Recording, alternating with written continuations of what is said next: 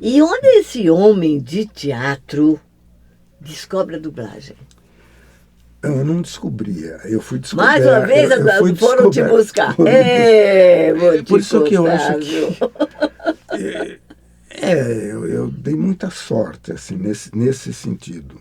Eu acho que isso me deixou preguiçoso ou Te acomodou. tímido Você de sabia? não ir procurar, de não ir buscar. Eu acho que Você ficou mal acostumado. Fiquei. E a minha carreira, vamos dizer assim, me encroou um pouco por aí, porque eu nunca fui atirado de procurar os altos escalões e de ser assim.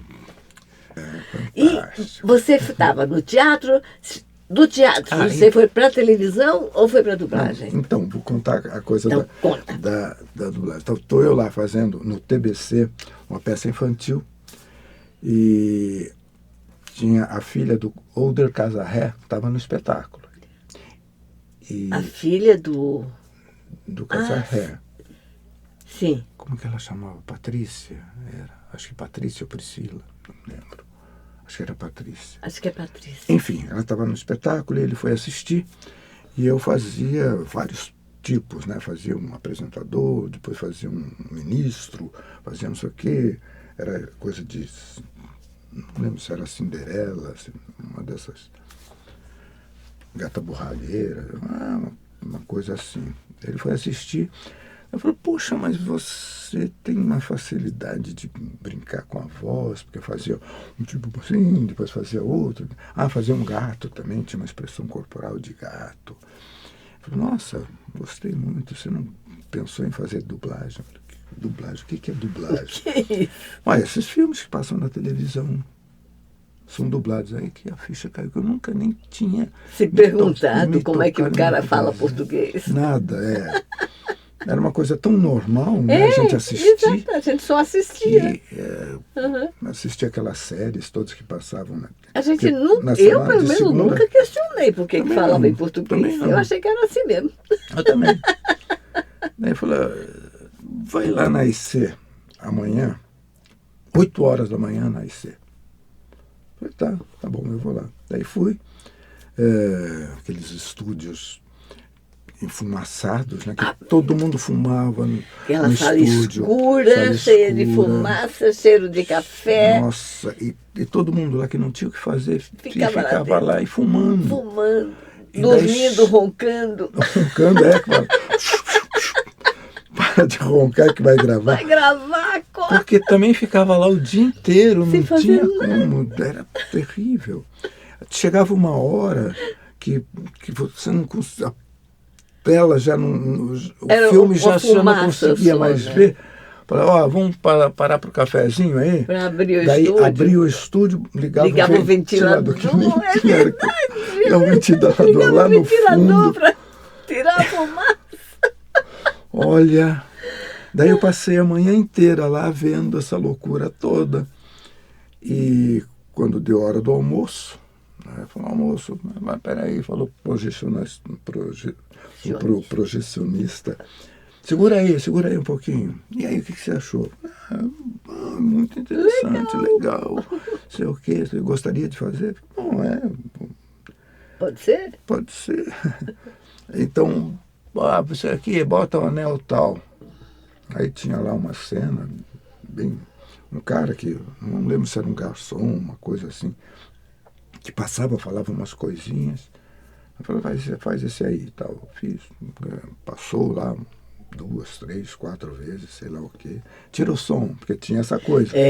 Era sem som. Viu, tira tudo e vai só o bip, entra. O bip, entra, daí você ficava vendo o cara passar, falando tal, e papapá, e papapá. Abriu a boca. Abriu a boca, você falava. Eu falei, põe tal anel. Era um bang-bang esse filme. Uhum. E tinha um cara que vinha no cavalo, falava alguma coisa assim, gritava alguma coisa assim, de lá de... Era um cowboy. E daí... dublagem é isso aí. Se quiser, eu vou lá e já te coloco na... Você fez e ele aprovou? Eu fiz e ele aprovou. E já passou lá naquela janelinha que tinha lá na recepção. Na recepção.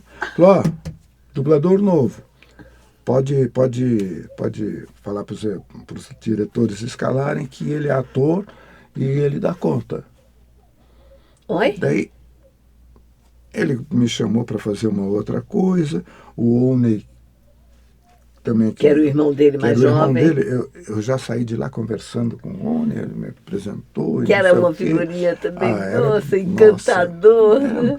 Muito engraçadíssimo, era divertido estar com ele. Né? E tudo que ele fazia também era no pique, era com uma coisa assim era de uma agitação.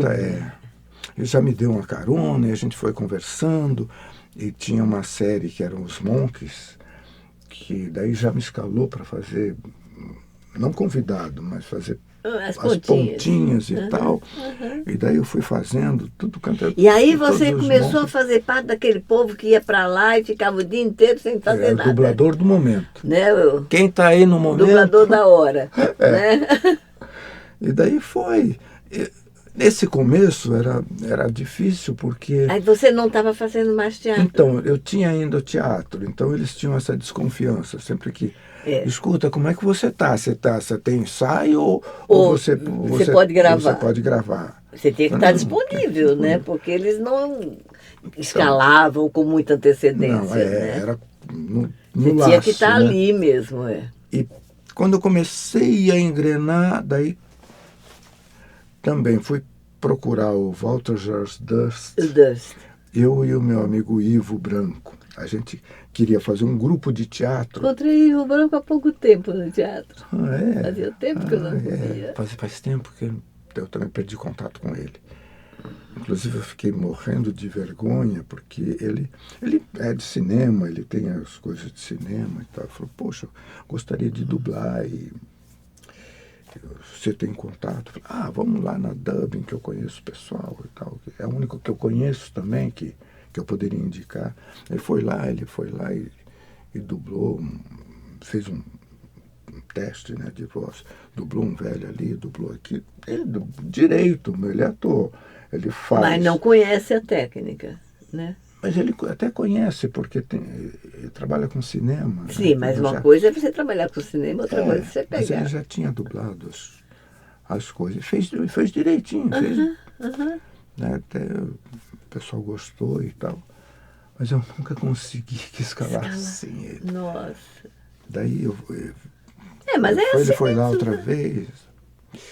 Aí eu também esse mercado ele é meio seletivo, ele gosta ou não gosta das pessoas, né? Tem uma coisa meio... Eu achei uma judiação, uma pena. Eu tentei, ele até deve ter pensado que eu não liguei muito, mas olha, eu peguei no... Aí você foi ficando no corredor e foi entrando e foi dublando. Fui dublando, e quando eu estava já, os diretores já acreditavam em mim, eu e o Ivo fomos falar com o Walter Durst para montar uma peça dele, A Urna. E a gente foi lá, a gente tem um grupo, a gente está formando um grupo, a gente queria montar a peça. Não, porque essa peça, aquele jeito dele, não, essa peça não é uma peça acabada, porque eu gosto muito, mas eu tenho que mexer e não sei o quê. Vocês não queriam fazer televisão, não? Porque eu dirijo aí o teatro... Acho que era o Teatro Cacilda Beck. Cacilda Beck na Bandeirantes. Na Bandeirantes. Eu fiz com ele. E vocês não... Eu poderia, já que vocês são atores e tal, daí a gente vai vendo. Daí ele passou a escalar a gente toda semana, ou pelo menos assim, pelo menos 3 semanas por mês. Ele perguntou para mim, você faz o quê? Eu falei, eu estou trabalhando na Secretaria da Fazenda. Eu trabalhava na Secretaria da Fazenda. E ele falou, quanto que você ganha por mês? Eu falei, acho que era R$100, uma coisa assim. 100 reais não, 100 cruzeiros. Não, eu pago, a gente lá na coisa você vai ganhar 100 reais por programa. Aí você disse 100? Eu falei, nossa, eu já saí. Era o Talão da Fortuna que eu trabalhava, né? Aquela uma coisa assim.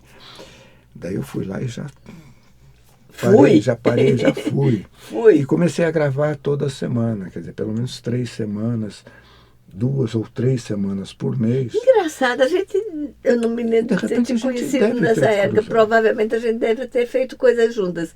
Eu, inclusive, teve um dos teleteatros que a Cacilda não pôde fazer. Era Despedida de Solteiro, era a peça, com o Homero Cossack. Homero Cossack, que era o galã. Ele fazia todas. Que era o galã da Cacilda. E o Dercy me pediu para fazer. Eu substituí Cacilda Becker. Meu Deus! Olha! Eu fiz nesta peça, fui eu que fiz com o Cossack. Olha, porque tinha algumas peças que ela não fazia. Então era a Bárbara Fázio, que era a mulher do Durst, que fazia às vezes também. Pois é, eu não sei por que ele me escalou para fazer de essa. Repente, não sei. Não de tenho repente, a menor ideia. A gente até pode Deve até ter se feito, encontrado já naquela época, mas eu não lembro. Porque eu fazia, sei lá, um soldado. A coisa que eu mais, eu e o Ivo fizemos mais, foi o Capote do Gogol, que a gente fazia 2 contínuos da repartição. Então a gente tinha cenas e cenas com como é que chamava o protagonista, que era o Luiz Linhares. Luiz Linhares. Aprendi muito. Eu fiz com ele Nossa, um álbum de família.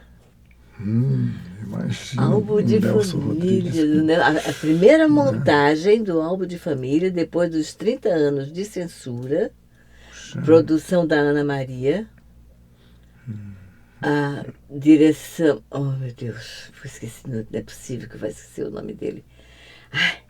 E o Luiz Linhares fazia o pai. Poxa, imagino. Né? Que ator! Está com aquele homem. Era uma escola de teatro. Nossa, ele fazendo, era o Akaki Akakevich. Ele fazendo o Akaki Akakevich, que fazia aquela coisa introspectiva. Você no estúdio, você quase não escutava ele falando a coisa. Mas quando você ia ver, o resultado era fantástico. Ele era uma escola. No fim, esse foi o último teleteatro Cacilda que não foi ao ar, que a gente nem gravou, a gente só ensaiou. E daí o Walter, quando ele foi para a Cultura, a gente gravou na Cultura. Olha. Ou coisa. E com o mesmo elenco, era o Linhares, eu, e daí tinha os outros todos, né? Ele levou para a Cultura. Ele levou o elenco todo para a Cultura, né? Mas como é que cabia isso junto com... o Cláudio Mamberti. Cláudio Mamberti. Que fazia o chefe dele. O Cláudio e o Sérgio eu conheci na minha estreia em São Paulo, no Grupo Opinião do Rio de Janeiro, fazendo Se Correr o Bicho Pega, Se Ficar o Bicho Come. Conheci os dois naquela época. Ai, que legal. Eu acho que eu assisti. No Ruth Escobar, né? No Ruth Escobar, é mesmo. Na parte daquele lado de cima, chamava o balcão? O balcão. Né? Tinha o teatro, né? Tinha, a Sala Gil Vicente, o Teatro do Meio. Não era balcão que chamava? Não me lembro. Que era a parte de cima ali do lado de fora. Que na época da viagem, tinha do lado, assim, além dos teatros, tinha do lado um barzinho que era não sei o que da Badalação e Tédio. Que a gente terminava o espetáculo, ia para lá ficava até de madrugada. Até entediar. Depois da Badalação vinha o tédio. Mas como é que você conseguia conciliar tudo isso, TV, teatro e dublagem? Não, mas na Porque época... já que dublagem tinha que ficar no corredor esperando. Então, porque aquele horário, né, de ligar era terrível. Ligar para pegar a escala da A e C, né? Era impossível. Não, mas nessa época eu fiquei muito tempo sem... Até que, quando terminou o teleteatro, né? Daí eu voltei a dublar, daí eu dublava mais naquela outra que tinha... Odil. Na Odil. Foi aonde você me dirigiu pela primeira vez. Sabe fazendo o quê? I Love Lucy. Ah, o I Love Lucy. I Love Lucy. Que era a que fazia. Eu não lembro mais, eu não lembro. Que era uma ótima atriz. Era do I Love Sul, né? Lucy. Ela era do uma Sul. sulista, né? Ela fazia Tupi, né? Era uma atriz muito Eu não me lembro o nome dela. Eu fiz uma pontinha no I Love Lucy e foi você que me dirigiu. Eu me lembro que era uma sala grande, não tinha técnica, assim, você dirigia ali na sala mesmo. Eu acho que era no SBT. Não, DIL. No DIL, eu Foi a lembro primeira vez que eu entrei assim no estúdio para gravar. Porque eu tinha passado na IC, mas não gostei acho que era daquele um estúdio fumacê. de cinema. Acho que devia ser. Porque a gente fazia muito filme nacional, né? Era uma época assim. E era ótimo. O filme nacional era muito bom, porque Era muito bom mesmo. Não tinha muito um roteiro, era um som direto, que você não entendia o que não entendia nada daquele som. E daí você olhava na tela e falava, mas não foi isso que ele falou.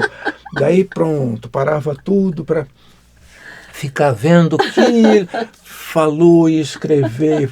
E nisso a gente ia dias e dias e ganhava dias, por hora. E ganhava por hora. E tinha umas coisas malucas. E ainda ganhava 3 vezes mais, porque era para cinema. Era um dinheiro assim. Era um dinheiro. Quer dizer, eu acho que era no que a produção de cinema brasileiro gastou mais, foi nas dublagens. Não, eu sempre achei isso meio chato. Eu sempre achei que a dublagem explorava o cinema brasileiro. Porque cobrava dos gringos 1/3 do que cobrava da produção nacional. E tinha umas coisas tão inusitadas. Tinha um filme do Milionários é Rico. Milionário. Que a gente entrava lá no estúdio, e daí tinha a mesa lá, tinha uns scripts, tinha não sei o que lá, e tinha um bolo de dinheiro assim. Aí ficava lá com aquela pose lá com aquelas coronelão, né? E a gente ficava lá o dia inteiro. Lá, e quanto é que foi? Foi tantas horas, não sei o que lá e tal.